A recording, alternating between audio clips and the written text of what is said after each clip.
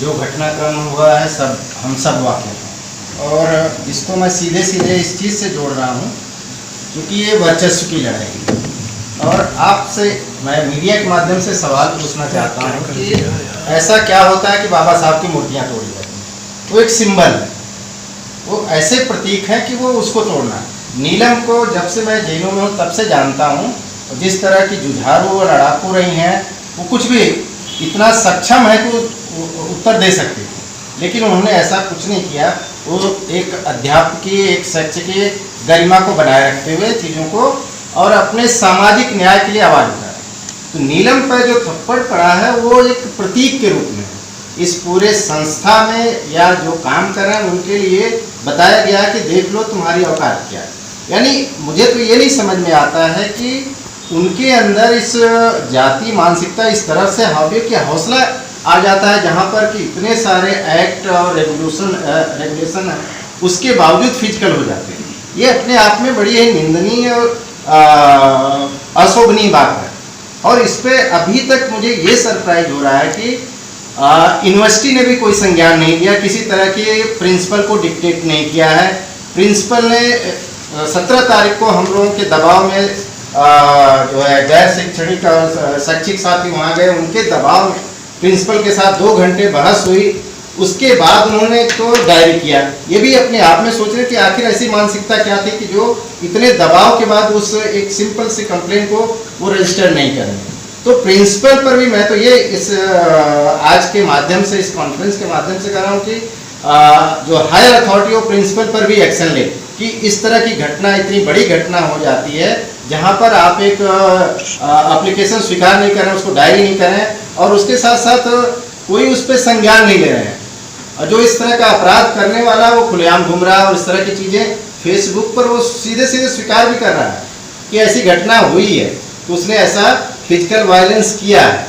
तो सिर्फ ये जो है बेसिकली नीलम की लड़ाई नहीं रह रही है, ये हम सब के आत्मसम्मान की लड़ाई है और पूरा ये वर्चस्व के खिलाफ है। क्योंकि हमारा वो उठना बैठना है, जैसा इन्होंने बताया कि अध्यक्ष भी रहे हैं अभी, और अध्यक्ष पर सवाल थप्पड़ फिजिकल हो जाना ये अपने आप में बहुत बड़ा सवाल है। और ऐसे में पुलिस का रवैया, जबकि पुलिस को इन्होंने सब कुछ वहाँ बैठ के ब्रीफ किया, उसके बावजूद भी सारे घटनाक्रम, इतने समय की पृष्ठभूमि जो बनी हुई थी इसके खिलाफ, उस पृष्ठभूमि को ब्रीफ किया, फिर भी जो है पुलिस का रवैया नहीं रहा है। इसका मतलब कि प्रिंसिपल का दबाव भी पुलिस पर रहा है, जिसके वजह से एट्रोसिटी एक्ट नहीं लगाया गया।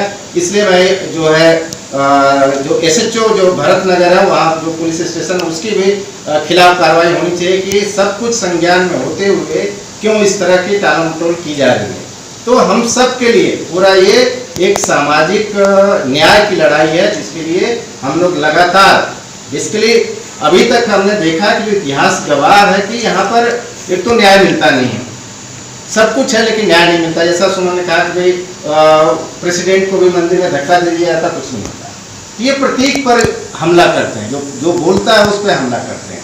तो इनके खिलाफ जो है लगातार, और हम लोग ऐसा नहीं कि नीलम अकेली है, ये नीलम की लड़ाई नहीं रहेगी, ये पूरे समाज की लड़ाई है और इसको बिना न्याय दिलाने हम लोग नहीं रुकने वाले हैं।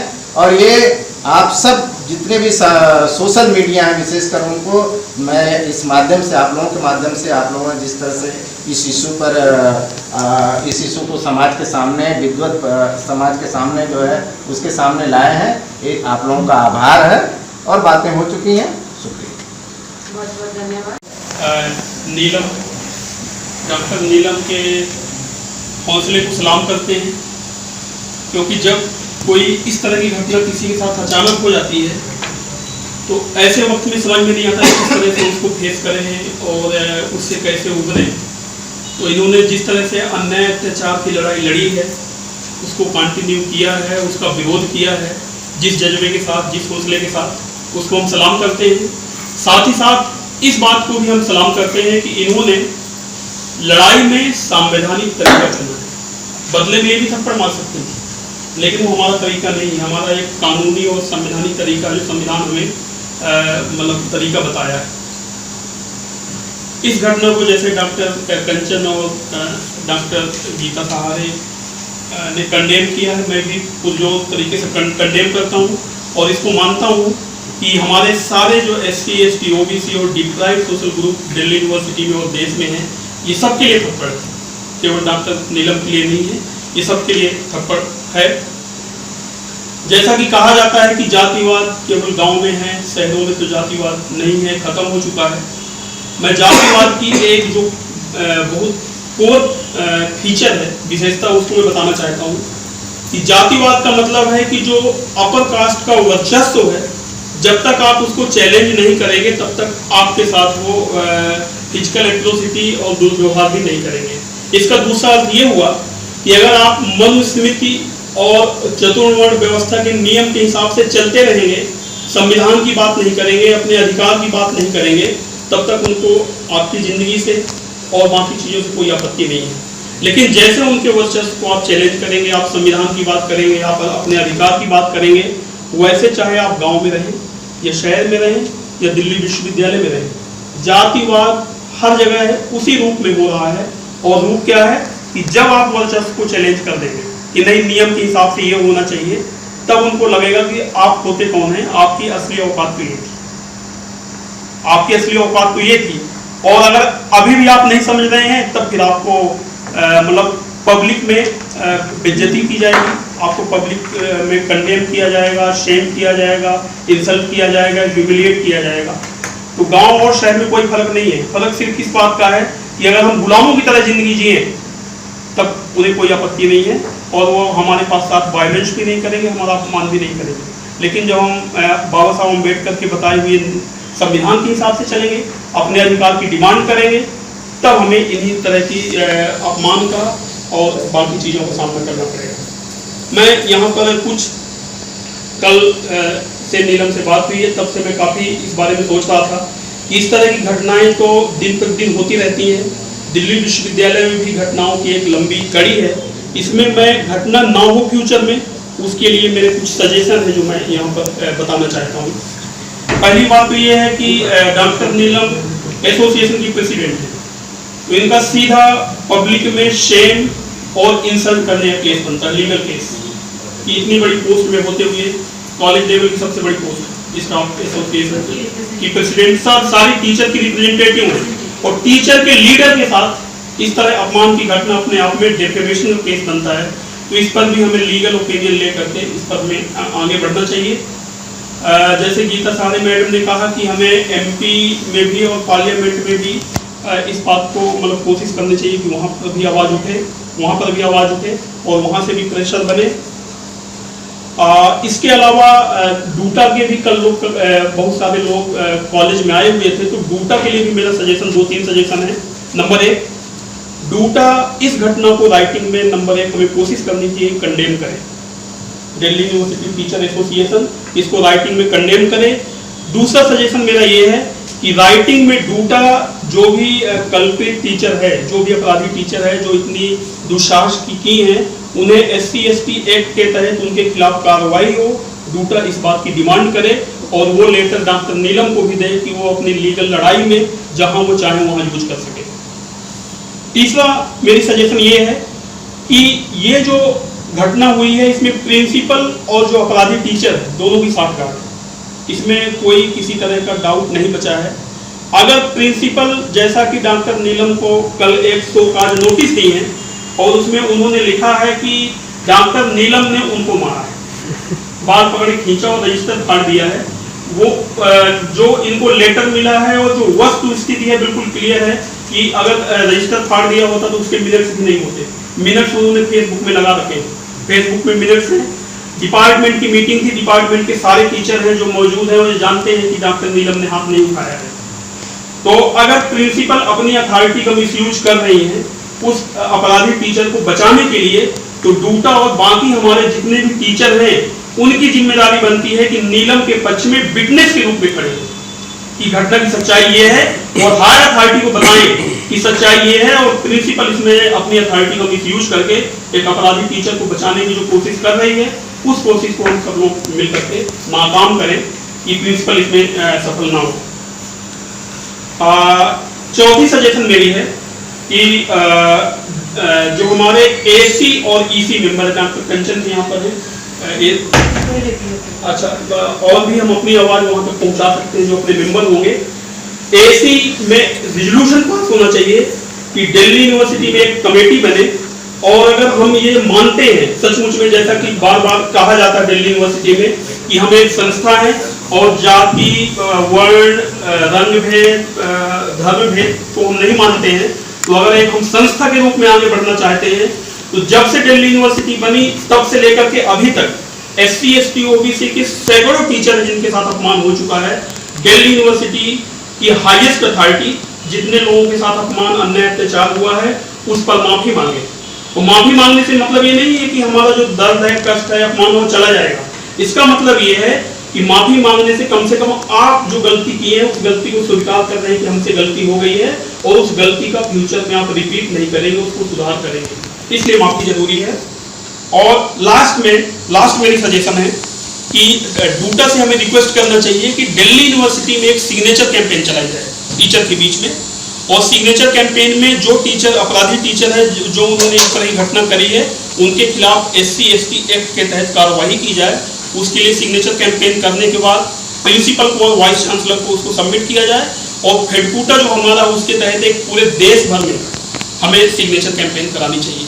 और मैं मानता हूँ कि अगर हम इस तरह से आगे बढ़ेंगे तो कुछ न कुछ पॉजिटिव रिजल्ट आएगा, और इन घटनाओं में हम रोक लगाने में कुछ हद तक हम मतलब सफल होंगे, और यही मेरी आशा है।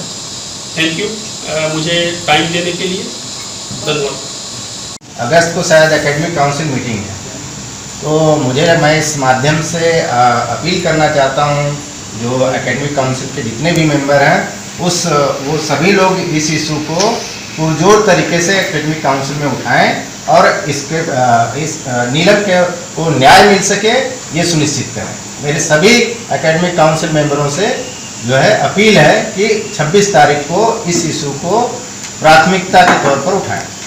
एक इंक्वायरी कमेटी बने कि कोई भी इंस्टीट्यूशन के लेवल पर, ताकि उसका जो भी वो रिप्रिकॉशन हुआ है वो सामने आए, सच्चाई। ऐसा तो नहीं है कि नीलम जो है वो झूठ बोल रही है या उसके बारे में कोई र्यूमर है, वो अपने आप सामने आएगी। आप इंक्वायरी कमेटी सेटअप कीजिए। अगर आपको कोई भी डाउट लगता है, इतने टीचर के सामने मारा है और उसने एक्सेप्ट भी किया है तुरंत मीटिंग के बाद। हाँ नीलम, एक्सेप्ट भी किया है कि मैंने मारा है, उसके बावजूद आप कह रहे हैं कि आपने मारा है, तो ये तो बहुत ही मतलब अजीब ही बात है। मतलब दुर्भाग्य ये भी है, एक मानसिकता भी है कि देखिए पहली कंप्लेंट करने वाली नीलम है, और प्रिंसिपल इतना उसके ऊपर दबाव डाला जाता है, वो कह भी रही है कि हम सो कॉल्ड नोटिस देंगे, लेकिन उन्होंने जो है प्रिंसिपल को जो है रंजीत कौर को नोटिस न देने के बजाय अपने एओ से जो है नीलम को सो कॉल्ड नोटिस देती है। ये भी अपने आप में दुर्भाग्यपूर्ण है कि ऐसा कहाँ से उसे हौसला, जो कि उसके अधिकार क्षेत्र में आता ही नहीं, फिर भी वो जो है उसको नीलम को नोटिस दे रहा है, जबकि होना चाहिए कि प्रिंसिपल पहले रंजीत कौर को नोटिस दे जिन्होंने पहले कंप्लेन किया है उस बात पर। पूर्व उपाध्यक्ष एवं सचिव साथियों, जो नीलम जी के साथ घटना हुई ये एक बीमार मानसिकता का परिचायक है। एक तालिबानी जो फोर्सेस आज दुनिया में हैवी हो रही है, उसी का परिणाम हमने लक्ष्मीबाई कॉलेज में देखा। 17 तारीख को हम सब साथी वहाँ पे गए, और जिस तरीके से एडमिनिस्ट्रेशन का रवैया, दुर्मुल रवैया था, और नीलम जी के ऊपर जिस तरीके से प्रेशर बना के उन्हीं को दबाने की कोशिश की जा रही थी, तो साथियों ये निंदनीय है, और मैं इसका पुरजोर तरीके से इसका विरोध करता हूँ, और उन चीज़ों को कंडम करता हूँ जिस तरीके का वहाँ पे माहौल बनाया गया। 17 तारीख तक जो इन्होंने 16 तारीख को घटना हुई, उन्होंने अपनी कंप्लेंट प्रिंसिपल को देने की कोशिश की, डायरी करवाने की कोशिश की, उसको कंसीडर नहीं किया गया। उस दिन भी बाद में ये कहा गया कि आप दोनों को बिठा के आप दोनों के बीच में समझौता करा दिया जाए। तमाम इस तरह की ताकतें इनके ऊपर सिर्फ और सिर्फ इन्हीं के ऊपर लगाई गई ताकि इनको सप्रेस किया जा सके। साथियों, हम बात करते हैं कि हम दूसरों से समर्थन लेंगे, ये लेंगे। साथियों, ये हमें पूरी तरीके से समझ लेनी चाहिए, ये लड़ाई हमारी है और हमें लड़ना होगा। हमें ये सड़क से लेके संसद तक लड़ना होगा। मैं आप सब साथियों से ये अनुरोध करता हूँ कि अगर हम उम्मीद करें कि दूसरा कोई आगे लड़ेगा, साथियों बिल्कुल नहीं लड़ेगा। कॉलेज के एडमिनिस्ट्रेशन को, लक्ष्मीबाई कॉलेज का जो एडमिनिस्ट्रेशन है, चाहे वो रोस्टर को लेके हो या ओबीसी की सेकंड ट्रांस की सीटों को लेके हो या तमाम और कोई भी इशू आता रहा है, बहुत घोर पक्षपातपूर्ण रवैया रहा है। और इसी तरीके का प्रदर्शन उन्होंने 17 तारीख को जब प्रिंसिपल के साथ मीटिंग हुई तो वही चीजें देखने को मिली। और यूनिवर्सिटी एडमिनिस्ट्रेशन की बात करें, वो भी इससे अछूता नहीं। तो साथियों, मेरा आप सभी से यही, आप सबके माध्यम से जितने भी साथियों तक ये संदेश जा रहा है, आप सभी से ये निवेदन है कि हम सब साथियों को एक होकर लड़ना होगा। और जब जब हम एक होकर लड़े साथियों, तब तक हम जीते हैं। क्योंकि इसी तरह का एक घटना आज से 4-5 साल पहले हिंदू कॉलेज में हुआ था। छोटी सी कहासुनी पे हमारे एक साथी को इमीडिएटली सस्पेंड किया गया और उसके बाद में टर्मिनेट किया गया। और उस साथी को करीबन 2-3 साल के बाद कोर्ट के थ्रू फिर से बहाल करवाया गया। तो साथियों, ये अब भी यही कोशिश करेंगे कि हमारे साथी को किस तरीके से दबाया जाए, पर हम ये चीज़ कतई बर्दाश्त नहीं करेंगे।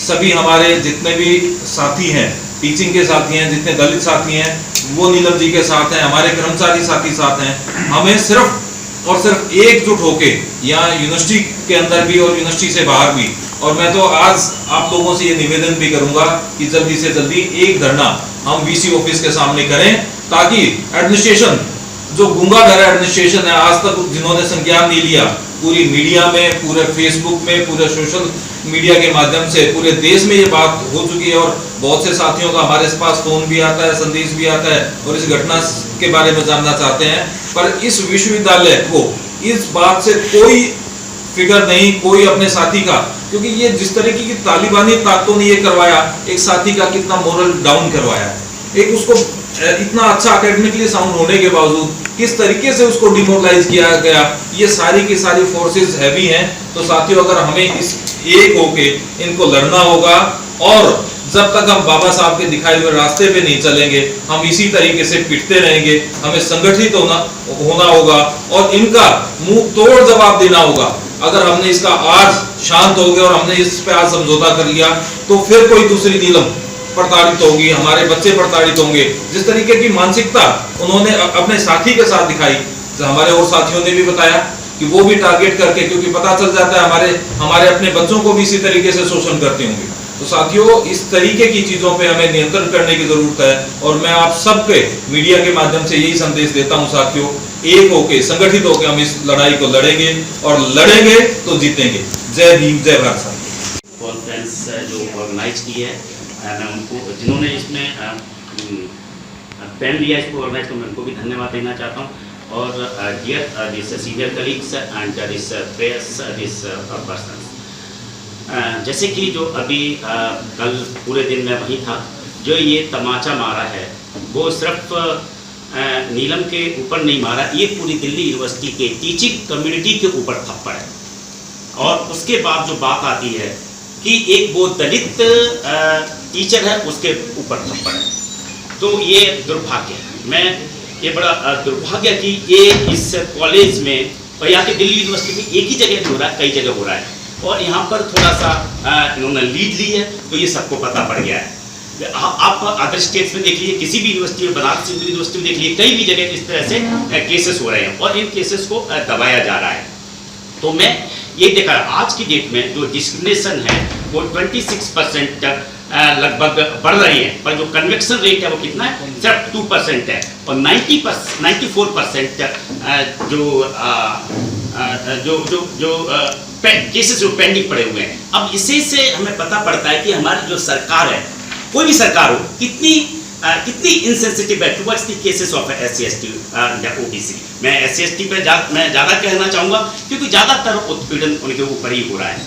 तो मैं अपनी यहाँ पर ये राय ये देना चाहूँगा कि सबसे पहले तो कि जितना भी जल्दी हो सके जो एट्रोसिटी एक्ट है, जो SC/ST है, मैं लगातार नीलम जी के टच में हूँ। पहले ये नहीं पता था, हमने बोला भी कि इस तरह से आप ड्राफ्ट करो, साइड को जो केसेस जो वहाँ डाला है, लॉन्च किया कंप्लेंट, दैट इज नॉर्मल। और हमें इसको SC/ST एक्ट में ही इसको किसी भी तरह से हम ऊपर से प्रेशर डलवाएं, यहाँ से प्रेशर डलवाएं, वो हमें SC/ST जो एक्ट है, जो अमेंडमेंट विद 2020 के अकॉर्डिंगली वो हमें ये केस फाइल करना है। इन केस मैं आपसे भी रिक्वेस्ट करता हूँ, अगर इन केस फिर भी नहीं होता है तो हमें एक कंप्लेंट करनी है जो DCP and commissioner of police है, अगर वो भी नहीं करवाने में सक्षम रहते हैं, now there is a we have a option कि जो इंडियन पेनल कोड है जो 156 है, तो हम कोर्ट के थ्रू हम ये केस डाल सकते हैं और फिर पुलिस को ये करना ही पड़े। हमारे साथ अभिषेक भी कल और there were 2 or 3 more advocates थे, they were ready to do that. वो कहते हैं कि आप, क्योंकि आप आगे तो आप ही बढ़ना ना, हम तो तैयार हैं, हम तो फौज है आपकी, ये दलित फौज है एक तरीके से देखा जाए, तो हम किसी भी ये है, तो ये है, तो मैं एक तो ये है और दूसरा ये है जो इनके जो आत्मसम्मान और जो पीड़ा दी है और उसकी जो इनकी जो डिग्निटी है उसको जो डिग्रेड किया गया है, उसको वो कैसे मिलेगा? वो तो नहीं मिल सकता ना। एक शिक्षक को थप्पड़ मारा है तो कैसे मिलेगा? तो इसके लिए हमें कंपेंसेशन भी डालना चाहिए, ये हमें कंपेंसेशन डालना चाहिए। और ये कई साथियों ने बोला है हम हाँ मानहानि, हाँ वो मानहानि हमें वो डालना पड़ेगा। और ये जो एक्शन प्रोग्राम की बात करते हैं, हम किसी से कम नहीं है। अगर हम यहाँ पर हार गए तो हम जो गरीब लोगों को उत्पीड़न होता है हम उससे क्या अपेक्षा करेंगे? हम उनसे क्या वो क्या करेंगे? तो अगर हम हार गए तो पूरी इंडिया हार गई, एक तरीके से पूरा दलित समाज हार गया। एक्चुअली हम अपने को एलीट क्लास के लोग कहते हैं कि हम एलीट क्लास में ही आ गए हैं। अगर हम यहाँ तक गए तो हमारे वी विल नॉट दिस, हमारे पास कुछ भी नहीं बचेगा। मैं कहने का मतलब है एक, क्योंकि मैं डॉक्टर एस के सागर हूँ, मैं SDTF जो अपने लोगों का ही एक ये फ्रंट है टीचर्स का, तो मैं उसका चेयरमैन हूँ। तो ये एक केस नहीं, हम दिल्ली यूनिवर्सिटी में कहीं भी केस होते हैं तो सब हम वहाँ पर उसको टैकल करते हैं और हम उसको परस्यू करते हैं। यहाँ मीडिया पीपल साहब हैं, they know this very well. हम डूटा की तरफ से ये हम चाहेंगे कि एग्जीक्यूटिव की जितनी जल्दी हो उसको मीटिंग बुलाए और वहाँ पर पास किया जाए कि भाई कि इस पे दिल्ली यूनिवर्सिटी एडमिनिस्ट्रेशन वो भी एक्शन ले और प्रिंसिपल भी एक्शन ले और जो हमारा फैक्ट टूटा है पूरी जो एरिया था उसको भी करे, उसको भी इन्वॉल्व करे। और हम हर प्लेटफॉर्म में जो एकेडमिक जो स्टेक होल्डर्स हैं उन पे भी हम धरना दें। और जो हमारा 24 तारीख को जो एकेडमिक जो एसी मीटिंग है, हम उनको भी कहेंगे please take up this matter very strongly in that meeting also. तो मैं अपनी तरफ से ये बात तो बहुत कहने की है, actually I do believe only in the practical not in the speech. तो मैं आपसे यही तो आपने मुझे टाइम दिया, इसके लिए धन्यवाद। जय भीम, नमो बुद्धाय। ये 3 दिन की घटना में पूरे देश में ये चीज़ें सामने आ चुकी है। जिस तरह से कल प्रोटेस्ट हुआ वो नहीं रही, जिस तरह से मेरे लेटर को डायरी नहीं किया गया और दबाव बनाने के बाद 17 तारीख को जो है डायरी हुआ, तो कॉलेज प्रशासन भी ऐसे क्रिमिनल टीचर का सपोर्ट कर रहा है। और यहाँ तक कि कॉलेज के कुछ स्वर्णवादी जो मानसिक टीचर हैं, जो स्वर्णवादी मानसिकता से ग्रसित हैं, वो भी जो है उस टीचर का जो है साथ दे रहे हैं। और उनका ये कहना था कि अरे उन्होंने तो पीछे से बोला कि गलती तो हो गई, तो गलती तो नीलम को इस केस को इतना आगे तक नहीं ले जाना चाहिए था, सोशल मीडिया तक नहीं ले जाना। ये बार बार कॉलेज का दबाव मेरे पास हो रहा है कि हम जो है इसको जो है सोशल मीडिया तक हम क्यों ले जा रहे हैं। और बहुत सारे टीचर्स भी कह रहे हैं कि हमें जो है उसको छोड़ देना चाहिए अब, और इस केस को हम बहुत आगे खींच रहे हैं। बात केस को आगे खींचने की नहीं है, बात है अपने आत्मसम्मान की। शायद ये बात आगे ना बढ़ती अगर 16 तारीख को मेरे साथ जो दुर्घटना हुई, जो घटना घटित हुई, अगर कॉलेज प्रशासन जो है उस पर तुरंत जो है कार्रवाई किया होता तो आज जो है ये स्थिति ना होती। मैडम एक सवाल है, जब उनसे रंजीत कौर से पूछा गया था तो उन्होंने कहा कि जो मिनट्स उस दिन लिखे गए थे वो मिनट्स आप नहीं पढ़ रही थी, पिछला मिनट्स पढ़ रही थी और उसको लिखकर के बात हुआ। मैं ये ब्रीफ कर दूं कि जब उन्होंने ये कहा कि आप इस पर हस्ताक्षर करिए, तो मैंने कहा नहीं इसको मैं पढ़ूंगी।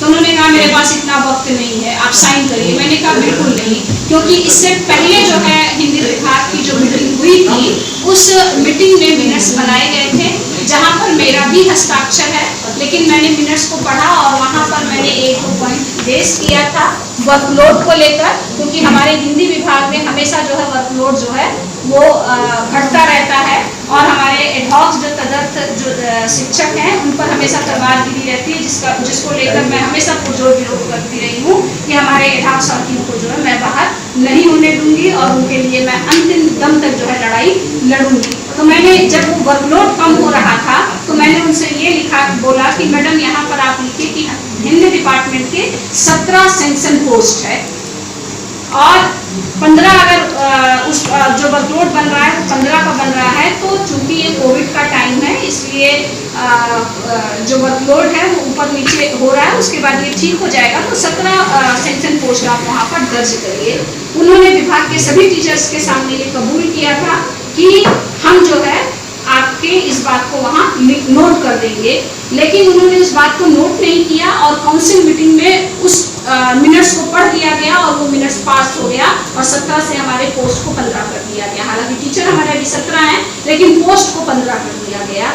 तो मैंने कहा कि जब आप इस तरह का रवैया कर चुकी हैं तो इसलिए मुझे विश्वास नहीं है और मैं पढ़ने के बाद ही जो है उस पर साइन करूंगी। तो उस बात को लेकर ये बहस हुई थी। और उन्होंने जो आरोप आप पर लगाए हैं जिस तरह से लिख करके उन्होंने दिया है, तो उन आरोपों के बारे में आप क्या कह रही हैं? ये पूरी तरह से निराधार है, क्योंकि कल जब एसीपी गरिमा तिवारी जी आई, उनके सामने जो है विभाग के सभी टीचर्स ने इस चीज़ का विरोध किया। उन्होंने ये सच्चाई उनको बताई कि डॉक्टर नीलम ने सिर्फ मिनट्स पढ़कर साइन करने के लिए बोला था, जिसको लेकर उन्होंने ये कहा कि मेरे पास समय नहीं है, तुम अभी करो साइन।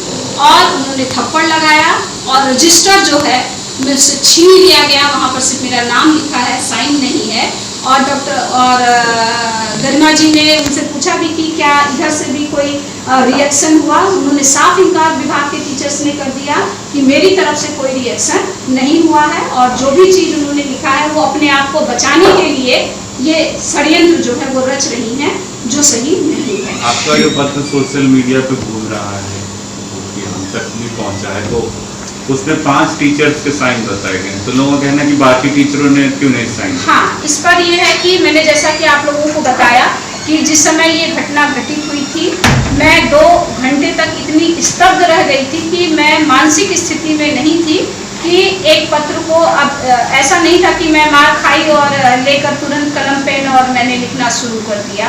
क्योंकि जब मैंने अपने आप को स्थगित किया, मानसिक रूप से थोड़ा सा तैयार किया और जब मैंने पत्र लिखा तो आपने देखा होगा कि जो टीचर मौजूद थे, विभाग में हमारे 17 टीचर हैं, लेकिन मैंने 17 टीचर का नाम नहीं डाला था क्योंकि उस घटना के समय वो टीचर नहीं थे।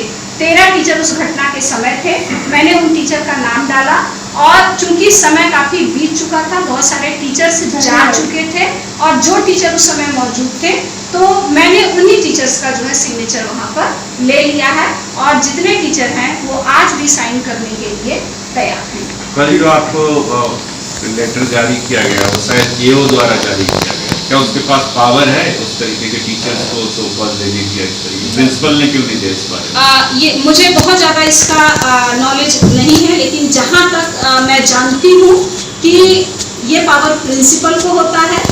अगर प्रिंसिपल छुट्टी पर होती है तो वाइस प्रिंसिपल काम करती है, अगर वाइस प्रिंसिपल छुट्टी पर होती है तो कोई सीनियर टीचर जो है उनकी जगह अपॉइंट किया जाता है। लेकिन जिस समय का मेरा ये लेटर मुझे भेजा गया है, उस समय का जो टाइम जो दर्शाता है मेल का, उसी वक्त जो है प्रिंसिपल मैडम से हिंदी विभाग की जो है मीटिंग चल रही थी, जहाँ पर डॉक्टर रंजीत कौर नहीं आई। अगर ये लेटर देना ही था तो मुझे कॉलेज जो है, जब मैं वहाँ मौजूद थी, सारा दिन मैं वहाँ मौजूद थी, कल तो मैं शाम तक रात तक मौजूद थी, तो मुझे वहाँ पर कोई भी पत्र नहीं दिया गया।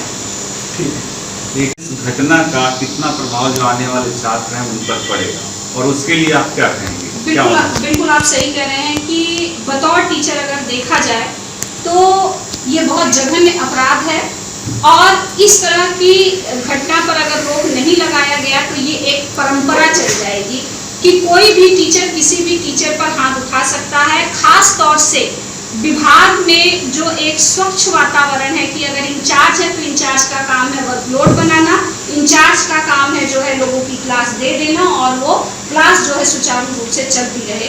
तो जो भी इंचार्ज बनेगा वो अगर टीचर जो है किसी बात नहीं मानेगा तो वो इंचार्ज जो है वो थप्पड़ लगा देगा, फिर तो एक परंपरा शुरू हो जाएगी। और बच्चा अगर असाइनमेंट पूछेगा कि मैडम ये असाइनमेंट है और मेरा नंबर कम क्यों है, तो टीचर कहेगी कि चुप करो, बैठ जाओ, क्योंकि ये घटना घटित हो चुकी है। हम कहते हैं ना कि जब कोई गलत चीज़ शुरू हो जाती है और अगर उसको परंपरा बना दी जाए तो वो बहुत घातक होती है। तो हमें इस परंपरा को रोकना चाहिए और दिल्ली विश्वविद्यालय की जो स्वच्छ परंपरा है, जो स्वस्थ परंपरा है, उसको कायम करना चाहिए। नहीं तो ये पूरे देश में ऐसी जो परंपरा अगर चली गई तो आप सोचिए कि शिक्षा का कितना विनाश होगा और कितना शोषण होगा हमारे विद्यार्थियों का, चाहे वो मेल विद्यार्थी हो, चाहे वो फीमेल विद्यार्थी हो और चाहे टीचर्स हो। सागर जी एक क्वेश्चन ले लीजिएगा आप में से। हमारे जो स्टेक होल्डर्स हैं, SC/ST कमीशन, ओके, और parliamentary committee for this SC और parliamentary committee for this OBC, इतने मतलब जघन्य अपराध और डिस्क्रिमिनेशन दिल्ली यूनिवर्सिटी में हो रहा है। हमने वहाँ पर इनको यहाँ पर कई बार सम्मान भी किए गए और कि फिर उनको वहाँ पर उनके मतलब मैं नाम नहीं लेना चाहूँगा, उनके ऊपर इतना प्रेशर है कि भाई नहीं, अगर तुम यहाँ पर अगर तुम ये केस को मतलब टेकअप करोगे तो मैं हमें यहाँ से हटा देंगे। इवन तो मुझे कहने में हर्ज नहीं है, मैं चेयरमैन तक की बात कर रहा हूँ कि ये जो दिल्ली यूनिवर्सिटी के आपने देखा है